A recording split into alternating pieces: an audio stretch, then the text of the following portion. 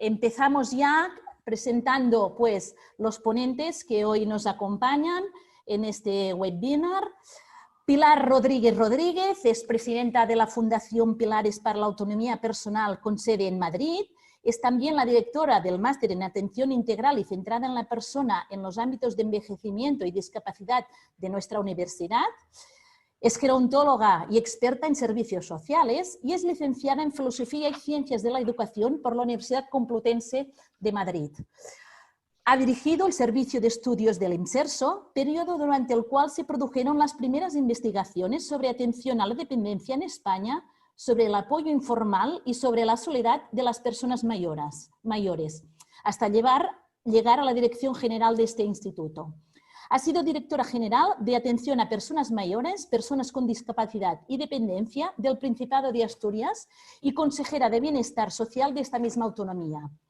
En 2010 funda junto a su marido la Fundación Pilares para la Autonomía Personal, desde donde sigue publicando estudios, libros y promueve y organiza y dirige congresos, jornadas y otros eventos científicos. Por otro lado, nuestro otro ponente, José Augusto García Navarro, es médico especialista en geriatría, diplomado en gestión clínica por EADA, en gestión de servicios sanitarios por ESADE, en liderazgo y gestión de equipos por la Universidad de Barcelona y programa de alta dirección de empresas por el IES.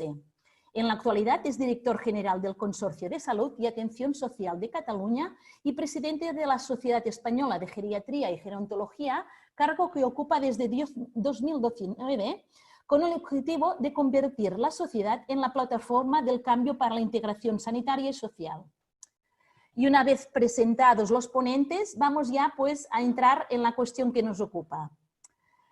Pilar, ¿qué se entiende por atención integral y centrada en la persona? ¿Y cuáles son las claves esenciales para lograr el cambio de modelo actual de cuidados de larga duración? Buenas tardes a todos. Voy a compartir pantalla para poner algunas... A ver, lo tengo que poner aquí. Vale. Perfecto. Muy bien. Como digo, vamos a compartir en este pequeño espacio, que tenemos poco tiempo, hay que decirlo ya de antemano, y nos parece que es interesante comenzar por recordar algunas definiciones que son claves y entre todas las que hay de la comunidad científica he seleccionado las de los grandes organismos internacionales que tienen que ver, en principio, con a qué nos referimos cuando hablamos de cuidados de larga duración, porque yo creo que hay bastante confusión. Y me parece súper interesante la definición que hizo la Organización Mundial de la Salud, tanto en su informe 2015 como en el último 2019 sobre la estrategia 2020-2030, y que se refiere que son las actividades llevadas a cabo por otras personas dirigidas a aquellas que han tenido una pérdida importante y permanente de la capacidad intrínseca para que puedan mantener un nivel de capacidad óptimo conforme a sus derechos básicos, sus libertades fundamentales y la dignidad humana. Es decir, más allá de lo que se entendía por cuidados de larga duración, muy referidos a la atención sanitaria y social que requieren las personas que tienen una situación de dependencia y un estado de enfermedad o cronicidad, vemos cómo la OMS ha recogido otros conceptos fundamentales para lo que tiene que ver con el modelo, que es la dignidad, que son los derechos, y luego hace una reconceptualización de la capacidad funcional que me parece que es muy interesante, cuando la capacidad funcional ya no solo se refiere a medir la funcionalidad que veníamos haciendo clásicamente, sino que incorpora esto que llaman la capacidad intrínseca, es decir, además de la capacidad funcional, otras capacidades y fortalezas que tenemos las personas, todas, y dice que esta capacidad intrínseca más las actividades que hagamos en el ambiente, que es muy importante para tener buena calidad de vida, es lo que conforma el concepto ahora de capacidad funcional dentro y lo une a estos otros conceptos de dignidad humana, derechos básicos, que es importantísimo, y las libertades fundamentales.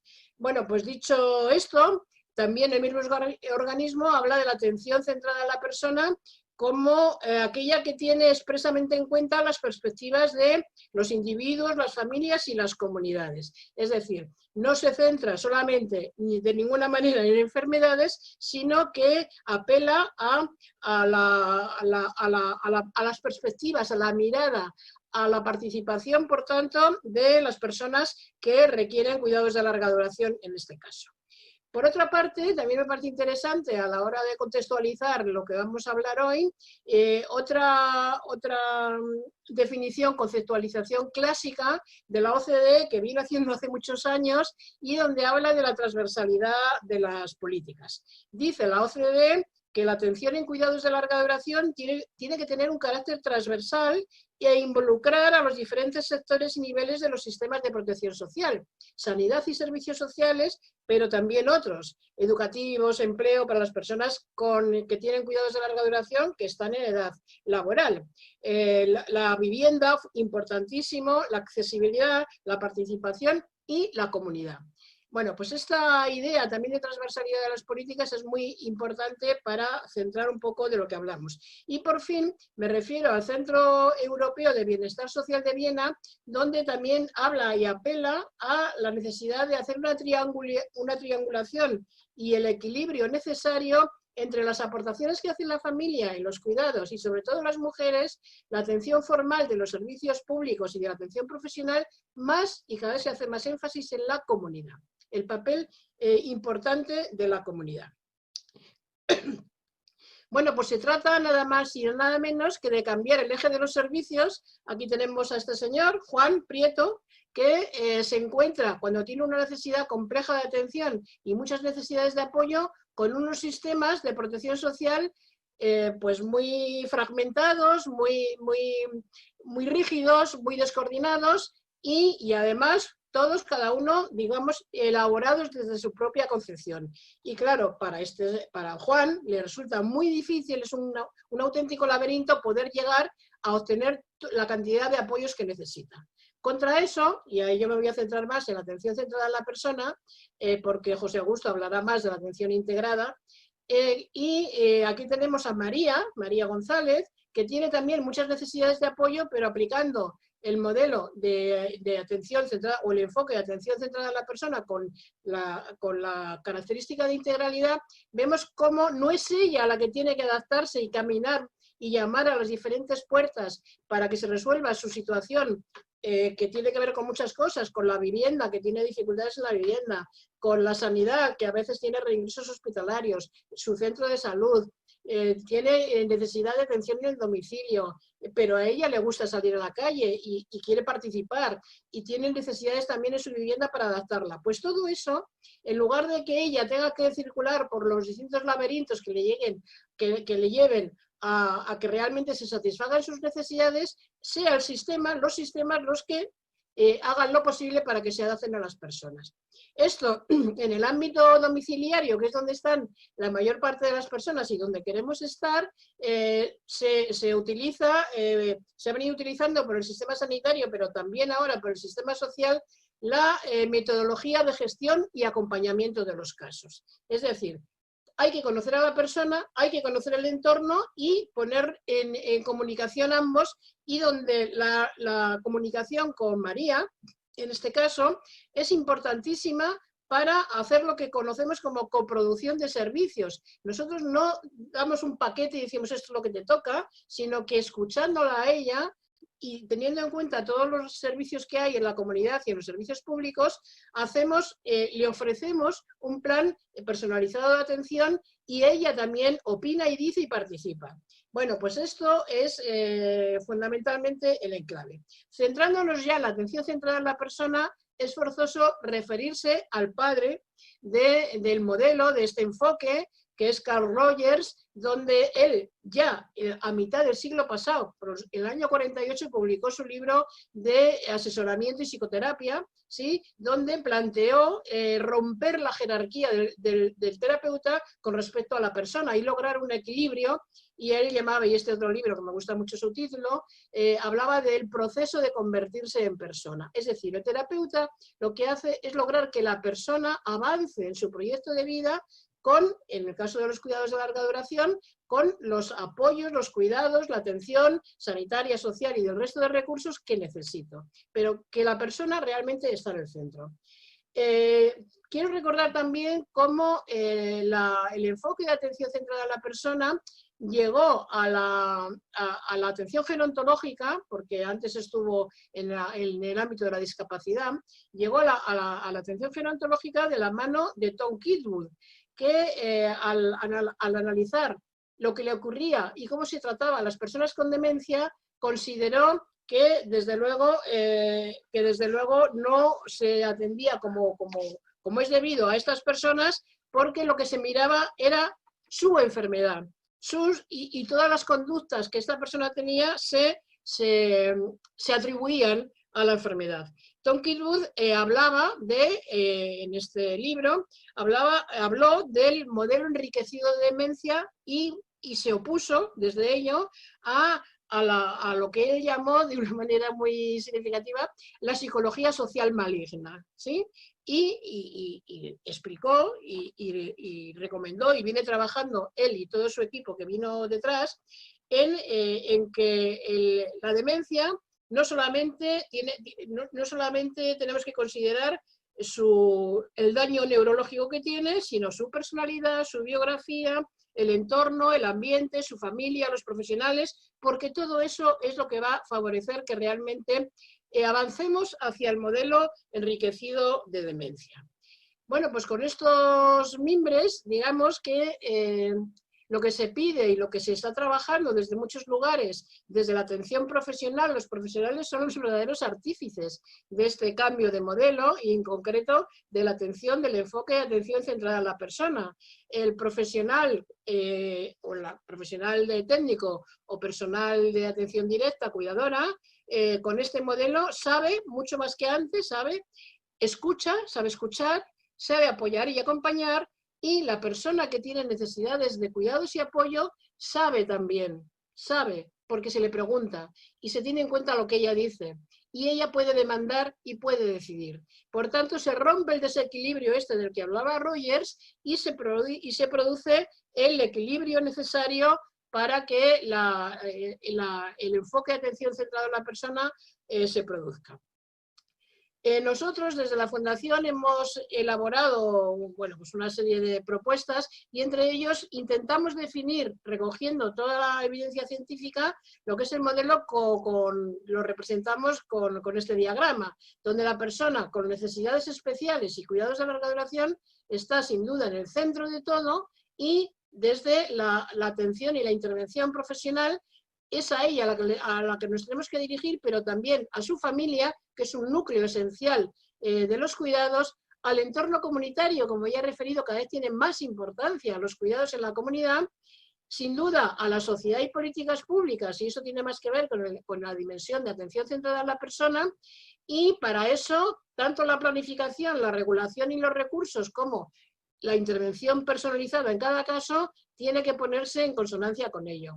El modelo tiene su frontispicio y proclama permanentemente que tiene que estar presidido por los conceptos de dignidad y derechos humanos de las personas, que muchas veces se vulneran porque precisamente se tiene una situación de dependencia, nos llevamos por delante y vulneramos los derechos de las personas, y esto es lo que hay que revertir.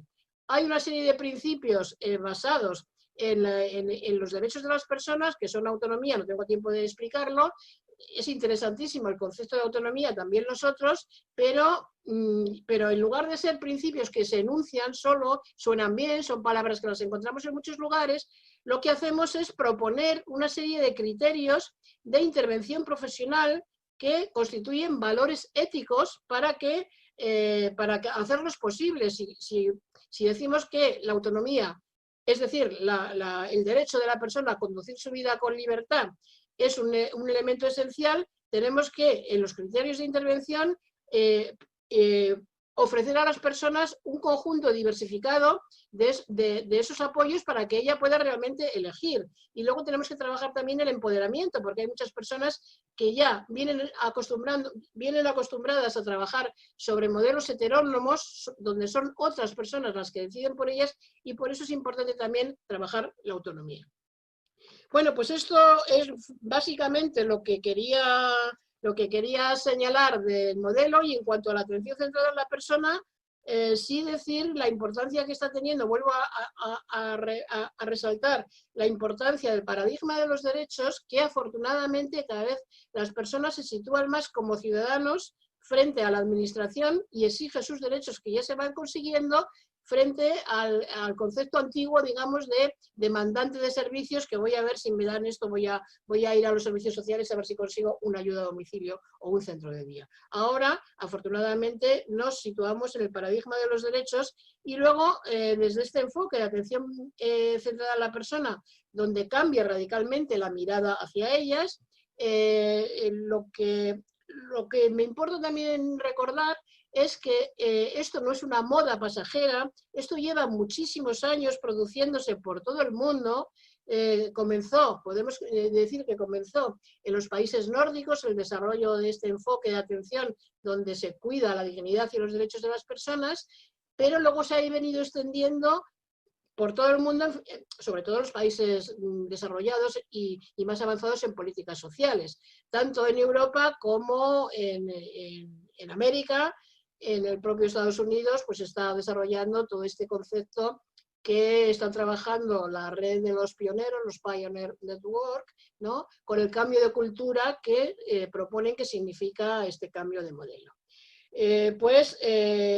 Otra cosa que es importante recordar, para que no se banalice lo que es este modelo y este enfoque, es recordar los beneficios que la evidencia científica está produciendo, y para eso recuerdo pues todos los trabajos que ha incorporado Teresa Martínez, donde ella ha hecho una revisión importantísima de toda la evidencia científica que hay sobre los efectos beneficiosos que tiene el enfoque de ACP, tanto en las personas mayores y con discapacidad de todas las edades, como en sus familias cuidadoras, como en los profesionales, como en las organizaciones, que todos ellos mejoran su posición.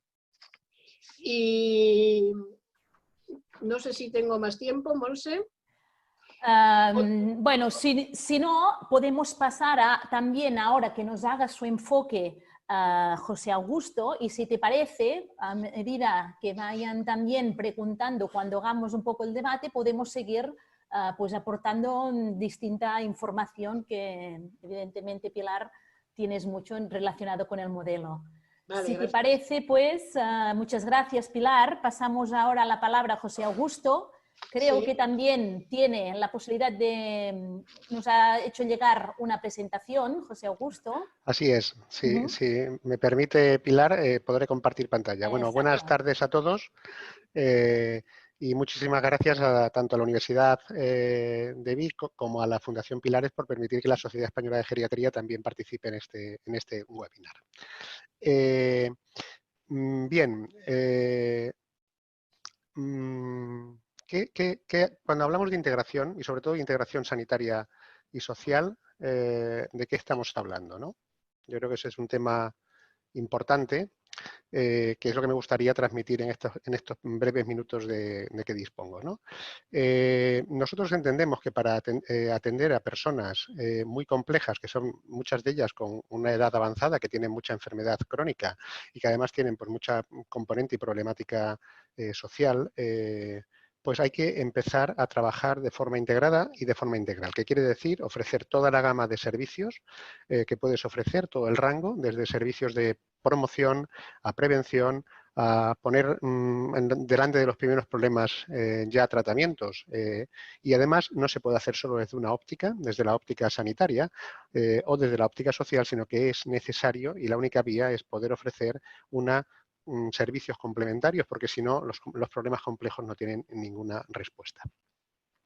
Eso es un estudio clásico que hace ya 10 años que se publicó, va a ser el año que viene 10 años, pero que es muy importante porque se posiciona de forma clara y desde el ámbito de la planificación sanitaria, que siempre ha sido más, en fin, más fría y menos tendente a la colaboración y además es una planificación siempre muy vertical, se posiciona de forma clara diciendo que la única manera de atender a personas complejas de nuestra sociedad, hace especial referencia a personas de mayor edad con enfermedad crónica, es integrar servicios y, por lo tanto, huir de hacerlo solo desde la óptica de los servicios sanitarios. Y así se está trabajando en este entorno y en este marco desde hace ya más de 10 años. Es una publicación clásica. Claro, el concepto que va aquí detrás es el concepto que hay aquí en la diapositiva, en la pantalla. Nosotros entendemos que en un área geográfica determinada, como puede ser, pues no sé, puede ser la ciudad donde vive cada uno de los oyentes, ¿no? O puede ser Cataluña, o puede ser España, o puede ser Italia, o puede ser la isla de Mallorca, ¿no? Si nosotros clasificásemos a la población, en la población encontramos que la mayoría de la población que vive en ese área es una población que está muy bien desde el punto de vista de problemática social y problemática también de salud y por lo tanto no tiene ningún tipo de problema o tiene algo que es muy leve y eso viene a ser el 80-85% de la población. Luego hay un 10 o un 15% que empieza a tener problemas graves o severos que pueden ser también de diferente índole y que puede aparecer de aquí una enfermedad crónica o dos enfermedades crónicas o tres que ya necesitan la participación de especialistas de hospital. Y luego hay un 5% de población que tiene una situación de complejidad severa. Y la complejidad severa se describe porque hay enfermedades crónicas en fase muy avanzada y se suelen acompañar también en muchos de estos casos de una problemática social para poder hacer mantenimientos en domicilio o en instituciones cuando es necesario. Claro, para atender a la mayoría de población, nosotros utilizamos desde la óptica de la planificación sanitaria, utilizamos una técnica que se llama unión en red. Y que lo que básicamente hay que hacer es promoción y prevención de la salud. Para estas personas que ya tienen alguna enfermedad más avanzada y más complicada, utilizamos coordinación de servicios y aquí empezamos a hacer programas de gestión y de trayectorias de enfermedad o de problemas y en esa persona tan severa la única manera de poderlos atender es integrar de forma real servicios sanitarios y servicios sociales. Y aquí entra una técnica en funcionamiento muy importante que es la técnica de gestión de casos. Y aquí sí que necesitamos profesionales con conocimiento avanzado del ámbito no solo sanitario, sino sanitario, social y de diferentes formaciones para poder hacer esta gestión del caso. Dicho de forma muy rápida, la unión de servicios es para atender a la gran mayoría de la población, que somos afortunadamente los que no tenemos enfermedad, y aquí pues cada nivel va actuando en función de sus protocolos y criterios y se necesita muy poquita coordinación y unión entre esos servicios. Cuando las cosas comienzan a ponerse más complejas, por ejemplo, pues un paciente que tiene pues una enfermedad cardíaca y pulmonar muy compleja, muy avanzada, que vive en domicilio, pero que necesita de vez en cuando ir al hospital al especialista, ya necesitas establecer realmente unos vínculos más estables, más fuertes, un intercambio de información también mucho más fluido y mucha más información entre el nivel de atención primaria y el de hospital y también cuando aparecen otros problemas para poder complementarlo pues, con los servicios sociales que están en ese área geográfica y necesitas también mucho más intercambio de información. Y cuando la persona es muy compleja, aquí aparece un tema muy importante que es la informatización y aparecen elementos de profesionales de conexión y cuando la cosa está muy compleja la única manera es hacer atención sanitaria y social integrada, que es integración de servicios. Es decir, aquellas personas que ya, les pongo un ejemplo muy rápido, ¿no? Aquella persona que tiene pues, una enfermedad pulmonar obstructiva crónica, que tiene una enfermedad cardíaca crónica avanzada, que tiene diabetes, que tiene hipertensión, que tiene una demencia con trastorno de comportamiento, que tiene incontinencia urinaria, que tiene dificultades de marcha, que tiene desnutrición, que tiene 88 años y que la cuida en su domicilio su pareja, que tiene 90, eso es una persona compleja. Aquí la única manera de poder dar respuesta es integrar servicios sanitarios y sociales. Si no se produce lo que estaba comentando Pilar al inicio de su exposición. Nosotros estamos acostumbrados a una manera de trabajar que es la que hay que romper en esa punta de la pirámide, del triángulo, ¿no? Cuando nosotros estamos viviendo normales, sin muy poquita enfermedad o sin problema social, vamos del domicilio al centro de atención primaria y volvemos aquí al domicilio. Si a veces nos ponemos un poco más, ¿qué hacemos? Vamos a urgencias del hospital. Cuando la cosa va avanzando, y nos vamos poniendo cada vez más complejos, tenemos enfermedad más compleja, vamos muchas veces a urgencias del hospital y a veces incluso ingresamos. A veces se atreven del hospital a decir, oye, ya tenemos un problema que hay que hacerle algún tipo de soporte en domicilio y vamos disponiendo de la asistencia o ayuda a domicilio. Cuando la cosa se va haciendo más compleja, centros de día, y cuando es mucho más compleja, residencias. Y uno, cuando está en la residencia, dice, bueno, ya he llegado aquí al final, ya no tendré que dar tantas vueltas de mi domicilio a urgencias o al centro de primaria y dar vueltas por todo el sistema, pues ya saben que no, ya saben ustedes que no, que aún estando en la residencia tenemos que seguir viajando a urgencias del hospital. Y ese es el sistema que tenemos montado, ¿no? Cuando uno mira cuántas veces se producen estos cambios de un sitio a otro, pues este es un estudio clásico que ve a 900 personas que están en domicilio, ingresan en el hospital, y después ingresan en un centro de rehabilitación. Pues de estos, el 50% los hicieron un seguimiento durante un año, de estos el 50% tuvieron 4 o más transiciones, entre hospital, residencia y centro de rehabilitación, 4 o más transiciones en 12 meses. O sea que las personas complejas están dando vueltas por el sistema de manera pues importante, ¿no? ¿Y eso por qué ocurre? Eso ocurre porque tenemos que cambiar la manera de cómo vemos las cosas, nuestra mentalidad. Si yo ahora mismo dijese, a ver, ¿dónde vamos a atender una enfermedad aguda leve? Por ejemplo, una gripe. Todo el mundo diría, pues en atención primaria. ¿Dónde podemos atender una enfermedad aguda grave? Por ejemplo, una apendicitis. Pues todo el mundo, aquí no hace falta ninguna técnica, todo el mundo diría, atención especializada al hospital. ¿Dónde atendemos una enfermedad crónica ligera? Por ejemplo, pues eso, una hipertensión y una diabetes que de momento no ha producido ningún problema ni en el riñón, ni en el corazón, ni en la vista, ni en nada. Pues normalmente la atención primaria lo controla muy bien y a veces va al especialista. ¿Y dónde atendemos a esa señora que decíamos, 88 años, enfermedad pulmonar, enfermedad cardíaca, que tiene hipertensión, que está al cuidado de su pareja, que también es una persona que tiene 90 años? Claro, si seguimos la óptica o la mentalidad de atención esta, de ir dirigiendo de un nivel a otro, pues pasan cosas como esa. Eso que está en la pantalla es el algoritmo para el tratamiento de demencia de la Junta de Andalucía. O sea, fíjense que aquí lo que hacemos, oiga, si está, vaya urgencias, luego vaya unidad de demencia, luego la comisión sociosanitaria, luego vaya atención primaria, luego el equipo de soporte, vamos a dar vueltas por el sistema, ¿no? El sistema que no se mueva, los profesionales no nos movemos, pero eso sí, este pobre señor de 88 años vamos a hacerle dar vueltas por el sistema, buscando de forma parcial soluciones parciales a su problema, ¿no? Por cierto, eso pasa en Andalucía, estos son esquemas salidos de aquí de Cataluña, de los primeros programas de integración sanitaria y social, que hacen exactamente lo mismo. Y eso es porque venimos de una mentalidad errónea.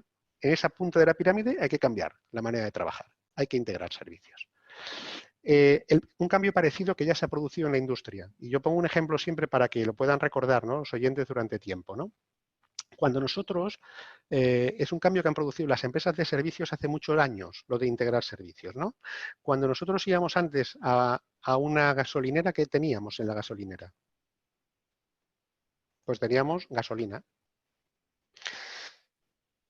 Y si tenías en ese momento hambre y le decías al gasolinero, oiga, ¿dónde puedo comer un bocadillo? Y te decía, bueno, pues vaya al bar de la plaza del pueblo, que está muy bien y que le hacen unos bocadillos muy bien. Oiga, ¿dónde puedo sacar dinero? Pues vaya al cajero automático que está en el banco, está en tal calle también del pueblo, ¿no? Ahora, cuando vamos a una gasolinera, ¿qué encontramos? Gasolina, pero además restaurante, lavacoches, tienda, cajero automático. ¿Por qué? Porque los señores de gasolina detectaron que las personas que iban a poner gasolina no solamente tenían un único problema, tenían muchas más necesidades y se dedicaron a integrar diferentes servicios para cubrir toda la necesidad de forma íntegra. Por lo tanto, pasaron de un servicio único a un servicio múltiple. Rangos enormes de servicios y servicios también que vienen de diferentes especialidades. Y eso es integrar, ¿no? Pasar de un servicio único que en el caso de los médicos solamente diagnostica enfermedades, tratamiento farmacológico y deriva, y cuando tienes un problema social, ¿qué haces? Pues que se pongan a dar vueltas por el sistema y vayan a hacer cola al ayuntamiento o vayan a hacer cola al consejo comarcal o a donde necesiten, a un servicio múltiple. De decir, no, no, aquí tengo una persona que tiene una serie de problemas, que algunos son sanitarios, otros son sociales, y vamos a proveer un servicio de forma conjunta, porque lo que tengo delante no es un señor para ir dando vueltas por el sistema, sino que lo que tengo que hacer es adaptar los servicios para diagnosticar problemas, no enfermedades, tratar integralmente al paciente y a su familia y cuidador, trabajar en equipo, por lo tanto, porque necesitaré trabajar en diferentes disciplinas profesionales para derivar de forma controlada y para hacer seguimiento. Ese es el concepto. Eso ya funciona en algunos sitios. Este es un ejemplo de unos centros de día que proveían servicios sanitarios y sociales que se pusieron en marcha ya hace muchos años, hace ya 30 años, en la costa oeste de Estados Unidos, que se llaman Program of All Inclusive Care for the Elderly, y que lo que son centros de día donde se provee servicios de fisioterapia, se hace el control médico de las enfermedades crónicas, se les da servicios de enfermería, se dispensa servicios de ayuda domiciliaria y se hace, lógicamente, pues todo el tratamiento también desde el ámbito del trabajo social para las personas complejas de los barrios donde están implantadas estas unidades, ¿no? Se rompe completamente la limitación entre servicios sanitarios y servicios sociales y se pasa a dar este tipo de servicios. Y consiguen cosas muy interesantes. Por ejemplo, reúnen a toda la población más compleja de esa zona, la ponen en manos de equipos interdisciplinares donde hay trabajador social, donde hay médico, donde hay enfermera, donde hay fisioterapeuta, terapeuta ocupacional, donde hay psicólogo, etcétera, etcétera.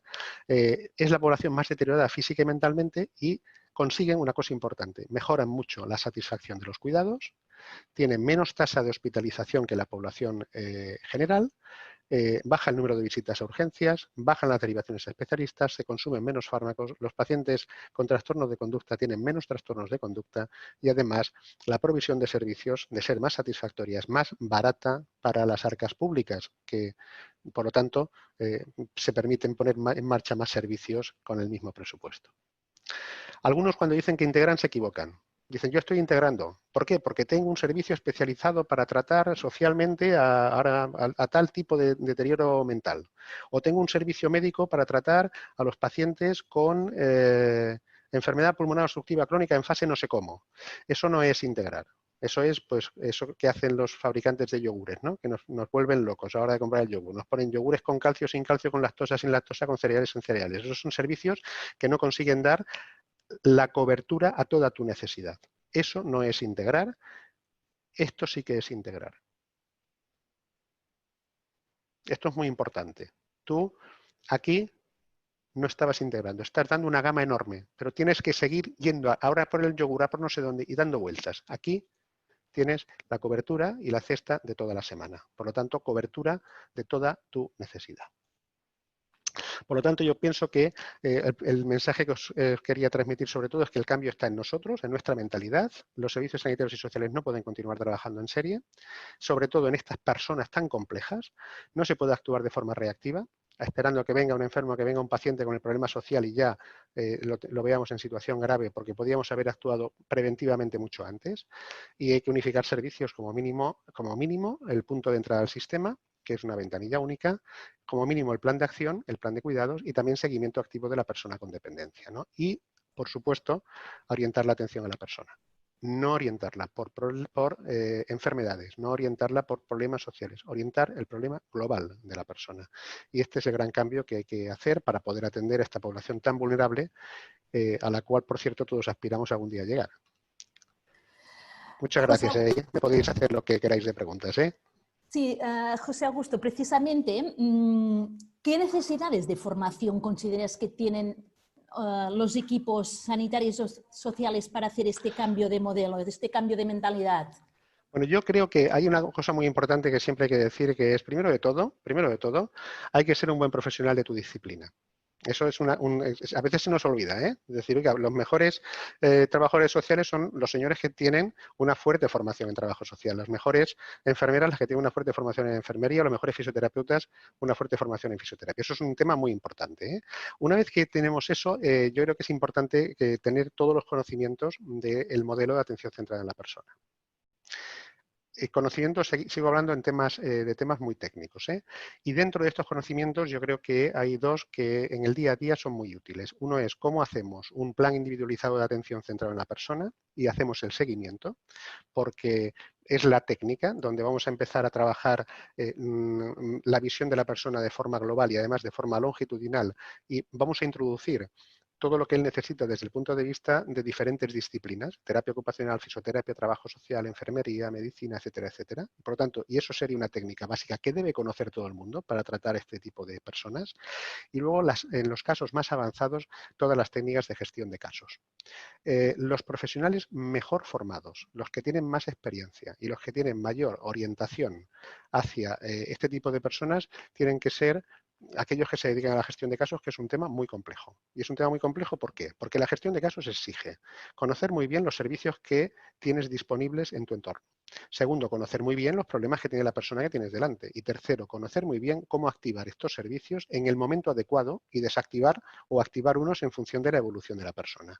Y yo aquí dedicaría a las personas que tienen, ya digo, mayor formación y mayor experiencia. Y luego no me gustaría tampoco olvidar un tema que yo creo que también es muy importante, que es actitudes de tipo no técnico, sino actitudes más de tipo de competencias más relacionales y competencias más del ámbito de tendencias que tienen las personas, ¿no? Y esta yo la dividiría en tres grandes grupos. Yo creo que es muy importante la gente que se dedica a atención centrada en la persona, que tenga una serie de competencias para la atención integral centrada en la persona.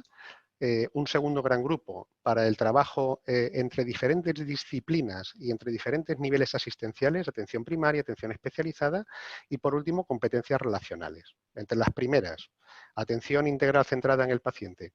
Y, hombre, muy importante, por ejemplo, que tengan una visión holística y de la persona, del cuidador y de los problemas que tiene, o que tengan un acompañamiento y una actitud humana hacia esas personas, ¿no? Eso todos los estudios dicen que aquellas personas que tienen mayor componente humano consiguen mejores resultados en la atención.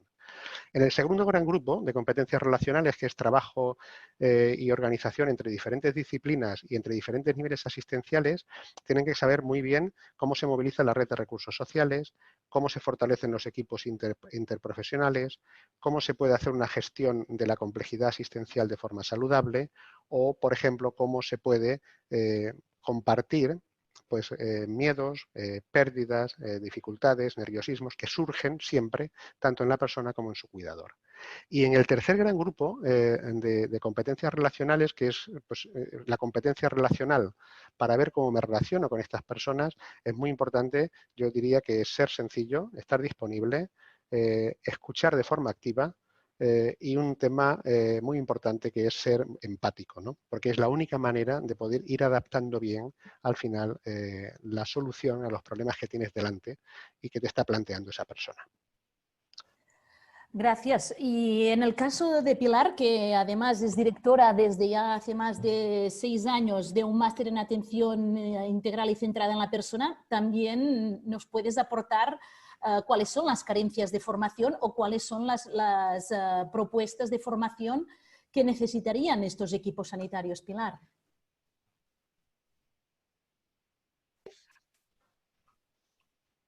Sí. A ver. Ah, ¿quieres volver a compartir? Sí. Sí. Perfecto. A ver, ¿no sale? Ahora vemos una pantalla en blanco. No sé si es que tienes... Ah, ahora, perfecto. Vale, ok. Bueno, pues complementando un poco la visión muy interesante que propone José Augusto, me voy a referir para el ámbito de los servicios sociales y la aplicación del enfoque de atención centrada a la persona a algunas herramientas básicas que son necesarias aprender, comprender primero, aprender y después llevar a cabo el cambio. Uno es el profesional de referencia en los centros, cuando la persona está en una residencia, en un centro de día.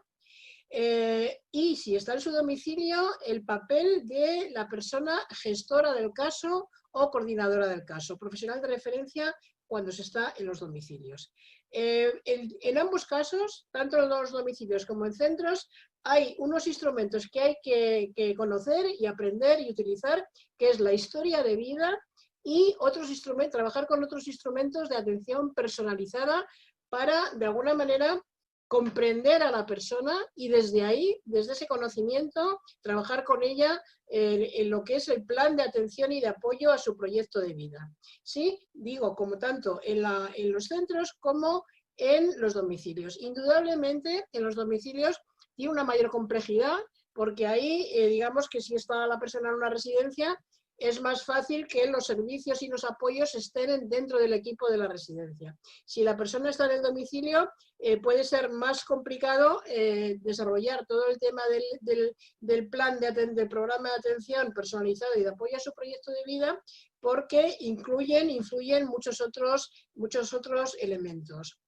Es interesante, y ya se ha referido José Augusto a ello, pero me interesa volver a recalcar la importancia que tiene saber elaborar planes personalizados de atención y de apoyo al proyecto de vida. Y para eso, repito, tenemos primero que conocer la historia de vida de la persona, tener en cuenta los datos de salud de esa persona, porque estamos hablando de personas que requieren cuidados de larga duración, entre ellos también atención sanitaria. Hemos visto la tragedia que ha ocurrido en las residencias, ya podemos hablar después de ello si acaso, pero es importante la historia de vida, los datos de salud y luego una valoración integral de la persona. Esa valoración integral que va más allá de la valoración, digamos, clásica, geriátrica, porque tiene que incorporar instrumentos de calidad de vida, que tiene elementos, como sabéis, tanto objetivos como subjetivos para intervenir. Y luego, si la persona está en su casa, también hay que hacer una valoración de la vivienda y del entorno, porque es fundamental, si queremos que las personas permanezcan en su casa, que el entorno esté adaptado y tener en cuenta los productos de apoyo, las tecnologías que pueden ayudar a que ese objetivo de permanecer en casa con buenas condiciones sea posible. Y también dentro de esta valoración integral, atender y valorar también a la persona cuidadora de la familia, porque las familias son imprescindibles, pero muchas veces la mayoría se encuentran muy solas frente a los cuidados de larga duración. Pues con esos tres elementos de historia de vida, datos de salud, valoración, y teniendo en cuenta el papel central de la persona que está ahí en el centro, ¿sí?, y participa activamente y firma con el profesional de referencia o los equipos este plan personalizado de atención, ¿sí?, con la persona en el centro, su personal de referencia, si necesita un grupo de apoyo y consenso para garantizar esta participación real de la persona, que esto sobre todo ocurre en casos de demencias avanzadas. Si la persona está en su domicilio, es más propio de una figura que hace de gestor de casos, y con ese sumatorio se ofrece a la persona este plan personalizado de atención y de apoyo al proyecto de vida, se consensúa con ella, como digo, y finalmente se firma y se ejecuta, se hace el seguimiento y se evalúa. Indudablemente, para hacer todo este proceso es muy importante la formación. El plan personalizado de atención y de apoyo al proyecto de vida tiene en cuenta cuestiones muy importantes, muy relevantes para el bienestar de la vida de la persona, que es importantísimo no perder el control sobre la vida cotidiana. Y para eso es importantísimo que lo que ocurre cada día, en el día a día, tenga yo percepción de que estoy controlando y tengo algo que ver con esto, ¿no? Que se me consulta, que lo que pasa tiene que ver con mi bienestar emocional, y porque esto me va a redundar en mi autoestima. Cuando no hay percepción de control interno, esto lo saben muy bien los psicólogos, se produce una serie de efectos adversos como es malestar, apatía, abandono, depresión. Es importantísimo con este enfoque de atención centrada en la persona fijarnos la importancia que tiene ofrecer control, que la persona mantenga control sobre su vida y sobre su proyecto. Otra cuestión interesante que tiene el plan personalizado de atención y de apoyo al proyecto de vida es que visibiliza las capacidades. No se centra en las enfermedades, carencias, discapacidades, ¿sí?, sino que hay que aprender a observar e identificar desde una mirada profesional, ¿sí? Esto también es un aprendizaje necesario. La persona que percibe que es comprendida con fenómenos de empatía, empoderamiento por parte del profesional que la atiende, inmediatamente incrementa su autoestima. Y también las personas, el equipo profesional cambia su visión de las personas, porque las empieza a ver como son ellas en su integridad, ¿no? Otra cuestión, esta visibilización de las personas por parte de los equipos transforma a la persona, pero transforma al equipo profesional y también a las familias que atienden cuando conocen cómo hacerlo, porque nuestra manera de relacionarnos es diferente. Ya he hablado de la necesidad de romper jerarquías, de relacionarnos entre iguales, y esto es beneficioso para la persona, pero también para los profesionales o las familias, para las personas que cuidan. La participación, importantísimo, saber cómo hacer llegar a la persona, informarle suficientemente, empoderarle, trabajar la empatía para que realmente la participación no sea simplemente firme usted este consentimiento informado, sino que sepa ella que realmente lo que le estamos ofreciendo tiene que ver con ella y se cuenta con ella, ¿no? Y luego, otra cuestión interesantísima, importante, en la atención centrada en la persona es cómo conciliamos la seguridad con la autonomía de decisión y el bienestar de la persona. Esto ocurre muchas veces, porque a veces, y vuelvo a la lesión de derechos, por fijarnos demasiado en la seguridad y en la salud, estamos lesionando el derecho de la persona a su intimidad, a su poder de decisión, y esto muchas veces sí que es difícil. Equilibrar libertad con seguridad, pero tenemos que intentarlo cada vez, ¿no? Porque una cosa es que la persona necesite apoyos y otra cosa es que le neguemos el derecho a seguir controlando su vida. Y de esto se trata el reto. Por tanto, necesidades de formación, pues tenemos que se produce un cambio de roles, unos nuevos roles que intervienen o una manera diferente de trabajar. Estoy de acuerdo con José Augusto en que efectivamente es importantísimo que cada profesional, desde su posición, desde su rol, conozca y esté muy bien formado en su disciplina, pero además que aprenda en el proceso de relación de ayuda otros elementos esenciales para acercarse a la persona, saber comunicarse con ella, saber observar, saber practicar la empatía, repito, la escucha activa, la observación, cómo promover independencia, cómo promover autonomía, que son cuestiones diferentes, ¿sí? Cómo se hace la historia de vida y otros instrumentos de atención personalizada. Aprovecho para decir que en este mes vamos a presentar un nuevo libro de nuestra colección sobre la historia de vida y el plan personalizado de apoyo y atención a las personas que necesitan cuidados de larga duración, que ha elaborado la profesora de la Universidad de Vic, Ana Bonafont, y colaboradora del máster. Y luego, cómo intervenir en los espacios hacia el modelo hogar, tanto en las viviendas como en las residencias. El ambiente donde transcurre la vida de las personas es esencial. Pues para todo eso necesitamos formación, necesitamos saber, ¿no? este cambio de rol, cómo hacerlo y qué técnicas, instrumentos tengo que aprender.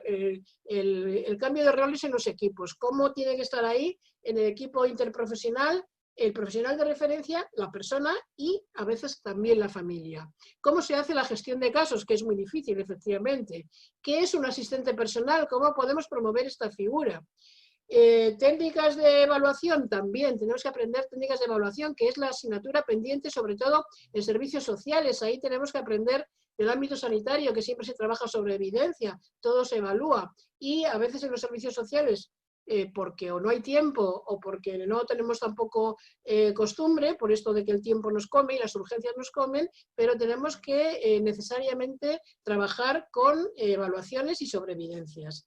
¿Qué es la planificación participativa? También lo tendremos que aprender. Si decimos que la persona tiene que estar en el entorno participando y que ella participa en su plan de personalizado de atención, tenemos que saber cómo se hace esa planificación participativa y también con la comunidad.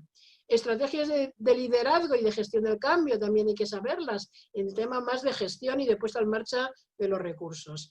Y la intervención con familias también es esencial y no tenemos tiempo, pero no hay que olvidarnos nunca de las familias y del gran caudal de apoyos que precisa para no dejarlas solas para trabajar con ella.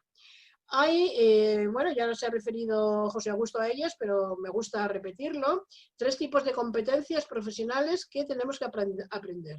Las técnicas, las ético-morales, la emocional-relacional. Dentro de un grupo de trabajo que coordina Lourdes Bermejo, ha trabajado especialmente en esto que llamamos combinar competencias duras y blandas, las que tienen que ver más con conocimiento teórico, que es el saber, el conocer, qué son los cuidados de larga duración, qué necesidades tienen las personas, ¿sí?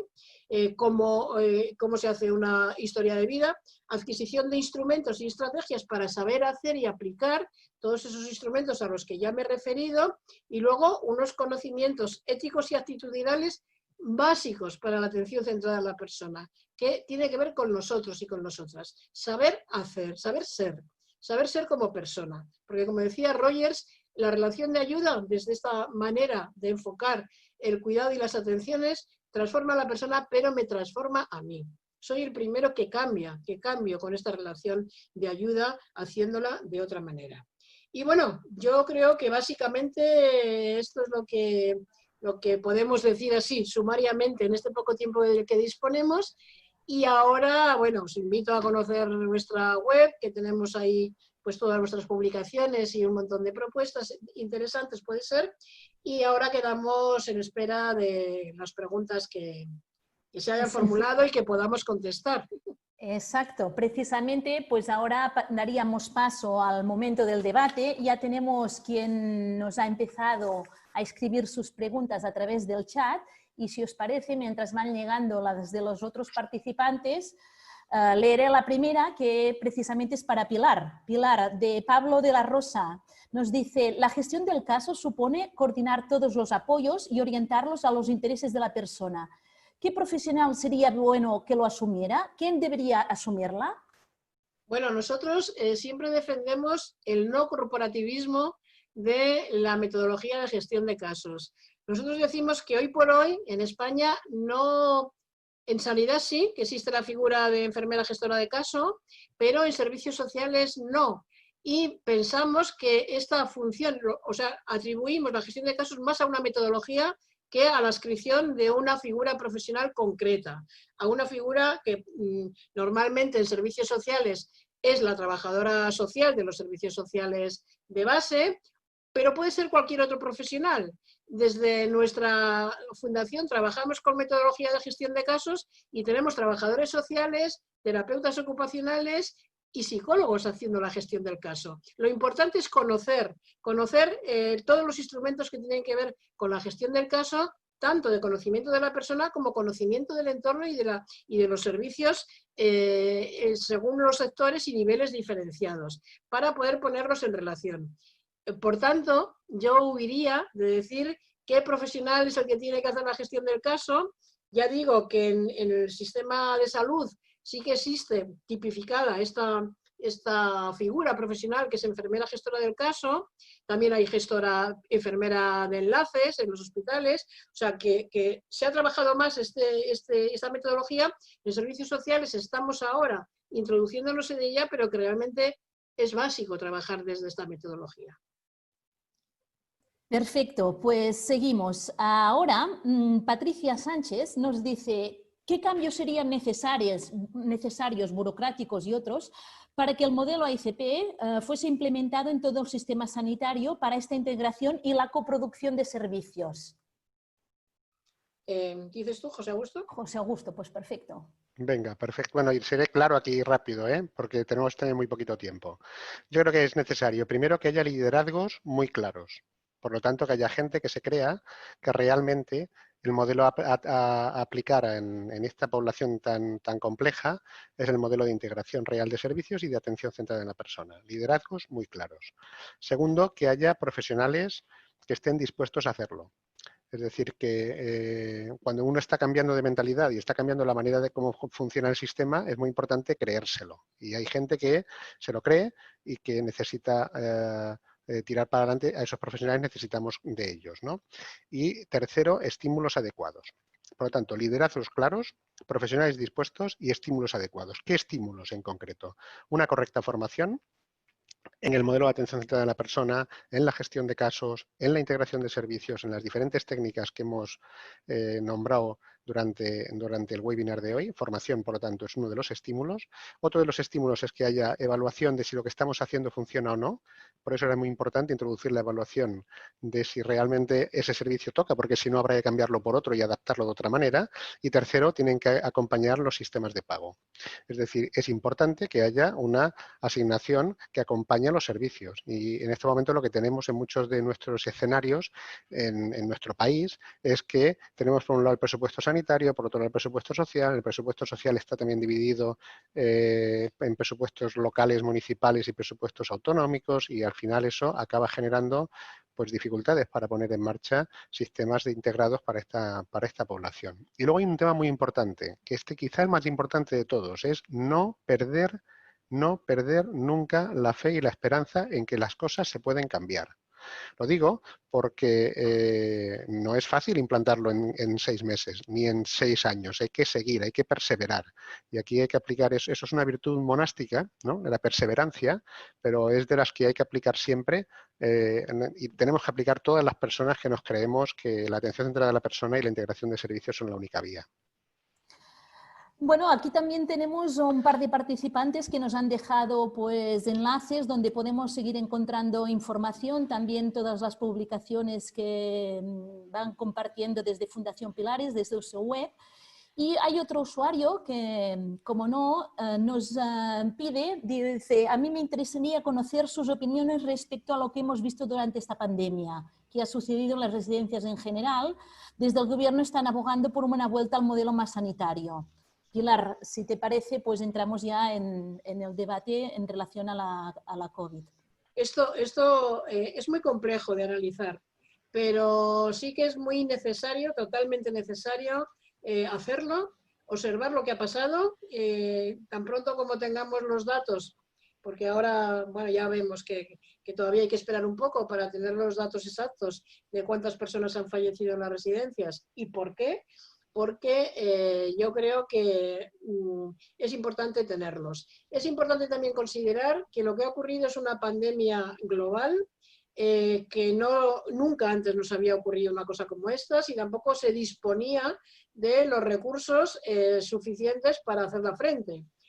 Al ser global, ha abarcado a todo el mundo, con lo cual proveerse de los equipamientos necesarios de los EPIs famosos no era tan fácil porque desde todo el mundo estaban intentando adquirir estos EPIs. Pero dicho esto, me parece fundamental reconocer que aquí se ha producido una lesión de los derechos y una discriminación hacia las personas mayores que viven en residencias. Por el edadismo que hay, que circula la imagen negativa de las personas mayores en general, pero que cuando tienen una situación de dependencia y más aún cuando viven en una residencia es como que ya, ¿no? Como es mayor, como ya está la residencia que la cuidan allí, y esto, vamos, nada más y nada menos que se ha producido en muchos lugares una dejación del derecho a la asistencia sanitaria, ¿no? Cuando José Augusto planteaba, según los diferentes niveles de necesidades, quién tenía que intervenir desde la asistencia sanitaria, ha dicho bien claro que la enfermedad aguda y el caso de la COVID-19 es una enfermedad gravísima, tiene que actuar la atención especializada. Y se ha pedido a las residencias que hicieran una función que no es la suya, porque la función de las residencias es cuidar y acompañar a las personas a que sigan adelante con su proyecto de vida. Y la prevención, las medidas epidemiológicas y el diagnóstico y la curación de enfermedades son fines del sistema sanitario. Por tanto, yo creo que no hay que confundir las cosas. No se trata ahora de culpabilizar ni de sacar ahí, poner en la picota a nadie, pero sí de analizar lo que ha ocurrido para que nunca más vuelva a ocurrir. Y esto, digamos que lo que ha ocurrido con esta crisis es que se ha destapado un problema que viene de muy antiguo, porque no se ha considerado desde los sistemas de protección cómo dar servicio sanitario a las residencias de personas mayores y personas con discapacidad, que también ha ocurrido esta discriminación en los centros de atención a personas con discapacidad. Y esto hay que repararlo. Desde el sistema sanitario tiene que resolverse cómo prestar la atención que precisan las personas que tienen enfermedades, ¿no? Y sobre todo enfermedades de la magnitud que ha ocurrido en esta pandemia con esta enfermedad tan agresiva.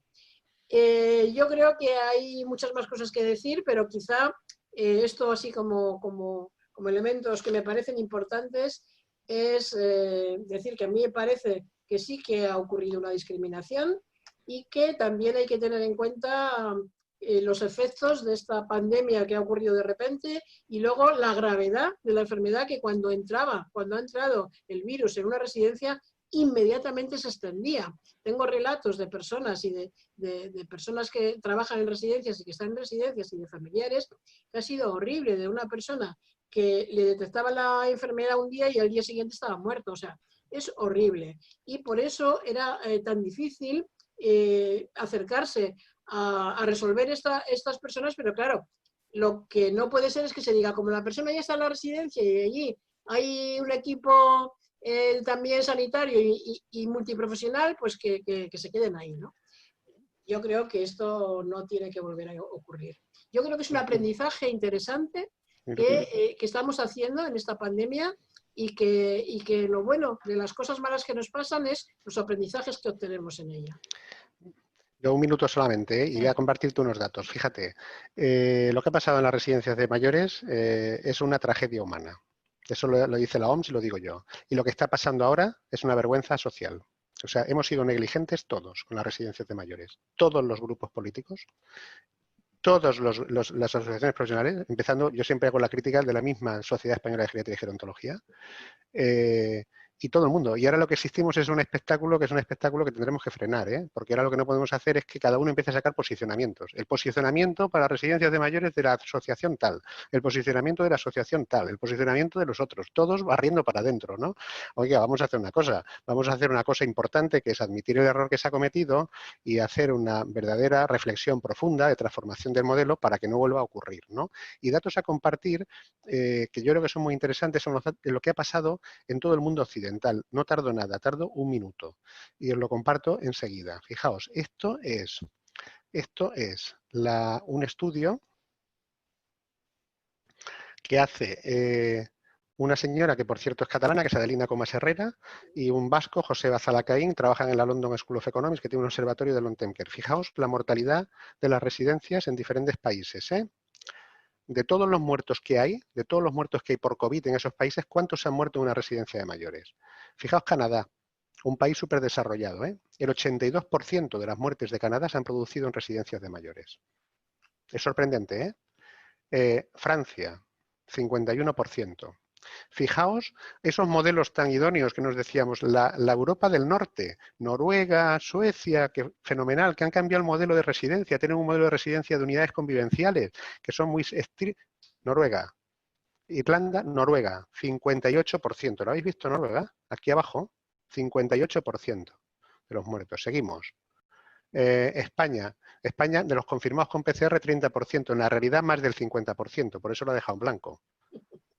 49% Suecia, otro gran país, otro idóneo. Aquí en Suecia, de todas maneras, han tenido un problema y es que su epidemiólogo en jefe estaba un poco loco y quería conseguir la inmunidad comunitaria y se le ha escapado de las manos, ¿no? Pero Noruega, fijaos antes, estaba por encima del 50%, con lo cual es un modelo que hay que, hoy el Reino Unido, es un modelo que hay que atender de forma urgente porque además podemos tener un rebrote ahora en el mes de octubre y desde luego lo que hay que hacer es llevar de forma rápida y eficiente la atención médica adecuada a los espacios de convivencia que debe ser una residencia. No hacer de las residencias hospitales. Eso es un error que ya empezamos a oír porque hay mucha gente interesada en ese discurso.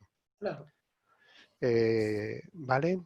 Siguiendo un poco en esta línea, José Calle nos dice, para los dos, ¿sería un facilitador para implementar el modelo AICP en residencias, tener una atención primaria fuerte y dotada que atienda domicilios de residencias y una dotación suficiente en geriatrías en hospital? Yo creo que hay que dotar muy bien la atención primaria, eso es indudable. Si no, no se podrá llegar a hacer lo que haya que hacer desde el punto de vista de atención. Mi experiencia, que he tenido que intervenir en crisis, en verdaderas crisis de COVID, en residencias en el área metropolitana de Barcelona, es que la atención primaria ha sido fundamental. Y además yo he tenido la suerte de que lo han hecho muy bien. Esa es la realidad, ¿eh? Esa es la realidad. Hay gente que tiene peores experiencias, pero yo no. Pero además hay que dotar de más personal a las residencias de mayores. A ver, abramos los ojos. La legislación en estos momentos de la mayoría de comunidades autónomas a personas con dependencia severa, por la ley de dependencia, les están asignando 3 minutos al día de enfermera. 2,5 minutos al día de trabajo social.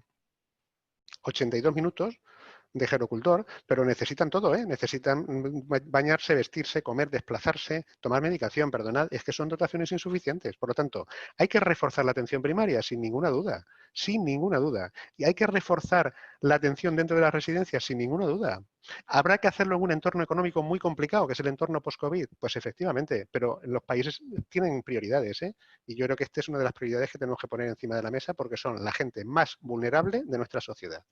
Yo creo también, en este sentido, comparto lo que dices, José Augusto, pero sí que reforzaría la idea de José Calle, que ha preguntado, de reforzamiento de la atención primaria. Iría más allá, que los profesionales que dan servicio a las residencias dependan de atención primaria, porque así se evitaría lo que está ocurriendo en la realidad española, que estoy de acuerdo también que esto ha ocurrido en muchos otros lugares, se evitaría que se hiciera un sistema paralelo sanitario a las personas que viven en residencias.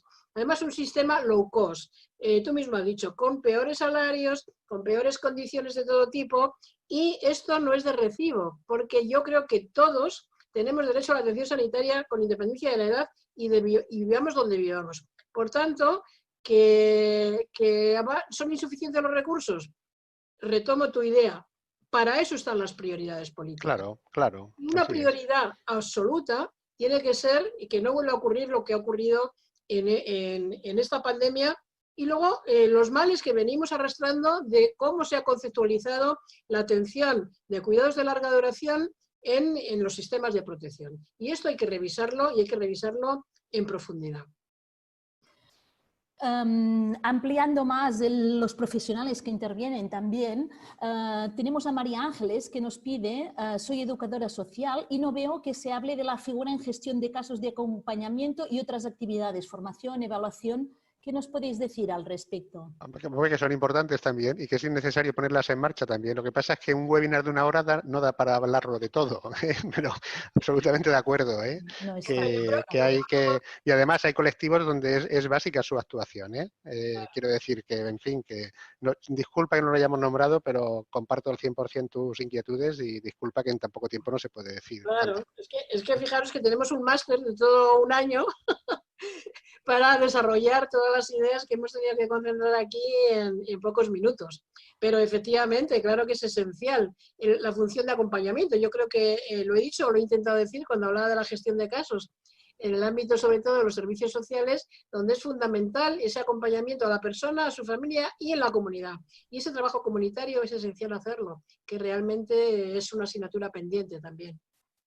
Berta nos dice, ¿no creéis que es necesario incorporar a profesionales del diseño de esos espacios, arquitectos que van a usarse de manera compleja y crear estudios especializados también para estos profesionales? Ya los hay arquitectos cada vez más, afortunadamente, ¿no? Que son indispensables. Nosotros también en el máster tenemos un área completa de accesibilidad, nuevos diseños, productos de apoyo. Claro que son esenciales los arquitectos y porque ellos tienen que apoyar el cambio de visión de que, por ejemplo, deje de hacerse por parte de los urbanistas viviendas para familias clásicas de pareja con hijos, cuando hay un montón de personas que ya o viven solas o viven con la pareja y no se están dando solución a las viviendas ni a diferentes tipos de alojamiento que son necesarios empezar a acometer en la planeación urbanística y de vivienda en nuestro país, en las comunidades autónomas, en los ayuntamientos. Esto es otra dimensión que tampoco nos ha dado tiempo a desarrollar aquí, sí, pero que es esencial. Fíjate si es importante, un arquitecto ahora, que ahora hay que rediseñar y repensar un poco de cara a la situación post-COVID, hay que repensarlo cómo se hacen las nuevas residencias, ¿no? Claro. Y ahora se está hablando mucho de ir hacia espacios más individualizados, lógicamente, que permitan el aislamiento. Habrá que diseñar los circuitos de entrada y de salida para poder hacer aislamiento si vuelve a venir una epidemia. Se está trabajando mucho en sistemas de purificación de aire y de aire acondicionado. Se está intentando incrementar los espacios verdes de conexión entre las diferentes unidades de convivencia de la residencia. Se está hablando de cómo adaptamos las residencias para que pueda existir telemedicina, que eso es necesario porque muchas no están adaptadas para hacerlo. Se está poniendo encima de la mesa qué tipos de material son aquellos mejores donde menos pervive la infección, en este caso del coronavirus o de otros virus o de otras bacterias. Es decir, hay que utilizar más acero inoxidable de este tipo, más plástico de este otro tipo o más material sintético de este otro tipo. O sea que aquí hay, bueno, en fin, todo un campo enorme de conocimiento que ahora se vuelve a poner encima de la mesa después de la epidemia de coronavirus. Algunos espectadores ya se van yendo. Nos han preguntado también si estaría disponible la grabación de este webinar. Efectivamente, cuando terminemos, pues les mandaremos el webinar grabado. Tenemos más preguntas, nos llegan comentarios referentes otra vez al tema de los profesionales. Tenemos mucho que aprender, el futuro lo necesita sobre todo tener en cuenta el cambio demográfico y la demanda por las personas, empoderamiento, humanización y empatía. Bueno, en este caso no era una pregunta, era una observación. Desde el SOC hay la formación de monitores bajo el curso de prevención e intervención socioeducativa de personas con diversidad funcional. ¿Qué se espera de estas personas formadas? José Augusto, no sé, o Pilar. No sé si he entendido bien la pregunta. Sí, el Servicio de Ocupación de Cataluña hay una formación de monitores bajo el curso de prevención e intervención socioeducativa de personas con diversidad funcional. ¿Qué se espera de estas personas formadas? Nos la hace Signe. ¿Lo conoces? No, yo no conozco el contenido del curso, pero seguro que lo que se persigue, seguro, es poder integrar socialmente y en función del grado de dificultad que presente la persona, poder, no solamente socialmente, sino también laboralmente, a esas personas. Y para eso es necesario pues, una valoración adecuada, acompañamiento adecuado, conocer los recursos y acompañar a estas personas, ¿no? Y por lo tanto entiendo que el curso lo que hace es formaros a los que tengáis interés en realizarlo para poder hacer de forma adecuada la integración de estas personas con diversidad socioeducativa y en función del grado que tienen de dificultad, pues también hacer una integración laboral de estas personas, no solamente del que haga el curso que se dedicará a esto. Macarena Matute nos comenta cómo gestionar la nueva situación de distancia social cuando lo más importante es el contacto social y humano. Esto lo decía yo también, ¿no? ¿Cómo vamos a cuidar en las residencias de mayores a 2 metros de distancia? Si resulta que para duchar, para trasladar, para dar de comer, hay que contactar, ¿no? Con las personas. Hombre, yo creo que ahora mismo estamos en una fase que es todavía muy cercana de la infección. Vamos a sufrir durante todo este año y una parte del que viene, pero poco a poco empezaremos a aprender el virus y las técnicas para poderlo combatir, aun cuando tarde más el tratamiento en venir, iremos haciendo más aproximación, más contacto y con técnicas más seguras. Ahora todavía es muy poco el conocimiento que tenemos y sabemos que es muy transmisible. Y entonces ahora nos queda todavía de pasarlas un poco canutas. Y esta fase de desescalado que estamos haciendo ahora, de volver a reintroducir familias en las residencias, es terrible, porque tenemos un riesgo enorme de volver a tener un brote en cualquier momento. Pero yo espero y deseo que eso, a medida que conozcamos el virus, lo vayamos solucionando. Ahora, de momento, paciencia, Sí, yo creo que es otro gran aprendizaje, ¿no? Cómo la necesidad del aislamiento que es necesaria para combatir el virus provoca otros efectos perversos, que es la necesidad que tienen las personas en situación de dependencia y que necesidad de cuidados de larga duración del contacto, de la cercanía. Yo creo que tenemos que tener muy presente también a la hora de analizar el gran sufrimiento de las personas, tanto de las que vivían en residencias, confinadas muchas en su habitación, como las personas que vivían en sus hogares solas, que se han reducido o se han eliminado los servicios de atención a domicilio, las visitas de los voluntarios, se han sustituido y hemos sustituido por llamadas telefónicas, pero la gran soledad, el problema de la soledad y de la incomunicación, que es un efecto añadido a la virulencia del virus. Y ahora en la desescalada es importante que veamos y prioricemos también cómo evitar esos efectos negativos que ha tenido la necesidad de aislar socialmente a las personas. Porque una cosa es que, como dice también la OMS por otra parte, una cosa es la distancia física y otra muy diferente, la distancia emocional y social. Esta no la tenemos que perder nunca y bueno, es otro aprendizaje y otras vías de trabajo que tenemos abiertas para el futuro. Macarena Matute también nos hacía una pregunta relacionada sobre todo con los profesionales que se van de este sector. Si está previsto algún tipo de plan global para atraer de nuevo profesionales al sector sanitario y social. Bueno, ahora mismo esto es un tema, esto es un tema ahora mismo que preocupa mucho porque están activadas todas las fuerzas de todas las bolsas de trabajo en todas las administraciones. Y lo que estamos luchando todos, desde la Sociedad Española de Geriatría también y desde el Consorcio de Servicio Social de Cataluña también, es porque consoliden todos los trabajadores en los sistemas, tanto en el sistema sanitario como en el sistema social. ¿Por qué? Porque son necesarios. Es decir, liga no solamente la necesidad puntual de la epidemia, sino que liga lo que comentaba antes, ¿no? Hay un déficit estructural en algunos de los servicios y en concreto en las residencias de mayores es clarísimo, donde necesitamos reforzar los profesionales y estamos haciendo llamamientos para que por favor eso lo doten presupuestariamente y se puedan mantener.